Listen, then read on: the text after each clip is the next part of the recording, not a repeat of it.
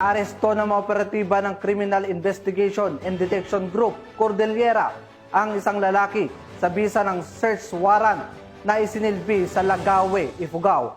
Police Master Sergeant J. Ford Junicio sa balita.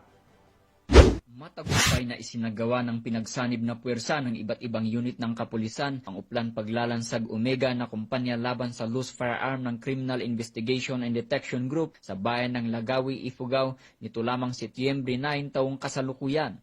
Target ng operasyon ng isang lalaki na nasa 8 taong gulang, may asawa at katutubo ng Banawi, Ifugao. Pinangunahan ng Criminal Investigation and Detection Group, Ifugao Provincial Field Unit, ang operasyon katuwang ang Lagawi Municipal Police Station, Regional Intelligence Unit 14, 115th Special Action Company, 11th Special Action Battalion, 1st Ifugao Provincial Mobile Force Company, Regional Mobile Force Battalion 15 o 1st Mobile Company at Ifugao Provincial Intelligence Unit. Ipinatupad nila ang isang search warrant para sa paglabag sa Republic Act 10591 o ang Comprehensive Firearms and Ammunition Regulation Act na inilabas ng RTC Branch 14, Lagawi, Ifugao na nagresulta sa pagkakumpiska ng mga sumusunod na ebidensya. Isang unit caliber 32 Astra na may serial number J6487, isang piraso ng magazine para sa caliber 32 Astra, 5 pirasong live ammunition ng caliber 32, isang holster at isang itim na sling bag. Idinaos ang paghahalughog sa maayos at legal na pamamaraan sa presensya ng mga opisyal ng barangay, sina Kagawad Harry B. Nangligan at Kagawad Rudy D. Anselmo, kapwa residente ng barangay Kudug, Lagawi, Ifugao. Ang operasyon ay patunay